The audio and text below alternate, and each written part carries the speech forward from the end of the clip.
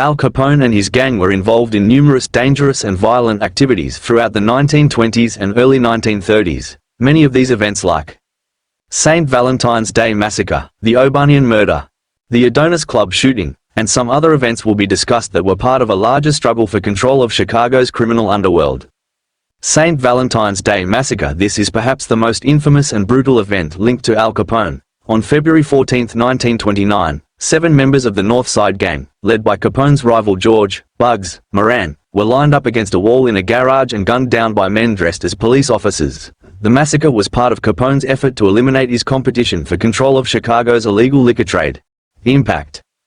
The massacre shocked the public due to its sheer brutality and left a lasting mark on Capone's reputation. Although Capone was never directly linked to the killings, it cemented his image as a ruthless crime boss willing to eliminate rivals in cold blood. Battle for Cicero. The town of Cicero, just outside Chicago, became a critical battleground in Capone's quest for control.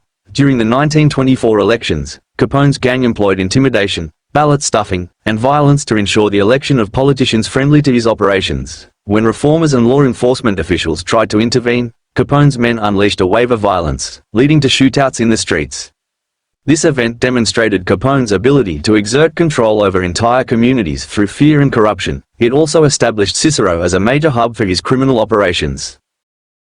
The Adonis Club shooting in 1927. In retribution for an attempted killing of Al Capone, his gang attacked a group of rival gangsters at Chicago's Adonis Club. The shootout killed several people, including rival gangster Jaime Weiss. Capone's ability to promptly retaliate against threats contributed to his supremacy over Chicago's underworld. Impact. The Adonis Club shooting proved Capone's determination to engage in open conflict with other gangs, as well as the deadly efficiency of his organization.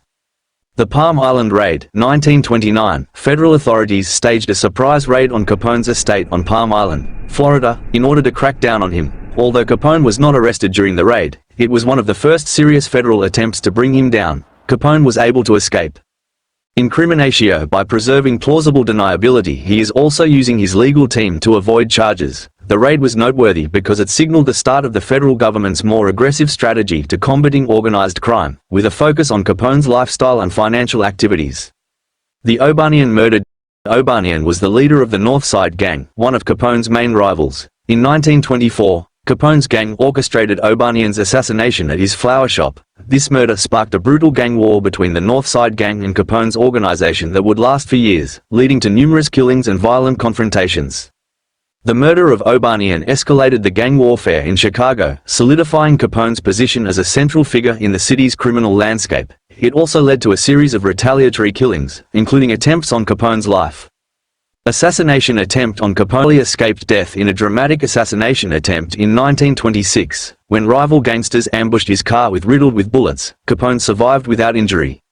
The attempt on Capone's life further fueled the violent gang wars in Chicago. Capone's survival only enhanced his reputation as a tough and invincible gangster. It also intensified his own use of violence in retaliation against his enemies. The Hawthorne Hotel attack, 1926. In revenge for several conflicts, Capone's enemies ambushed him at Cicero's Hawthorne Hotel. Gunmen fired almost 1,000 shots at the building where Capone was staying. Fortunately, Capone escaped the onslaught unharmed. Attack on the Hawthorne Hotel proved how far Capone's adversaries were willing to go to remove him. It also strengthened Capone's determination to keep his hold on power through unrelenting violence. Conclusion. Al Capone's reign was characterized by brutality, intimidation, and corruption. His group was involved in a number of deadly incidents that helped create Chicago's criminal underworld during the Prohibition era, with Capone emerging as one of the most feared and notorious criminals in history. In next video you will know when and how Capone got arrested and downfall of his overall criminal empire. Share your information by comments below. Your comments are valuable for us. Get touched with us to support our channel by subscription.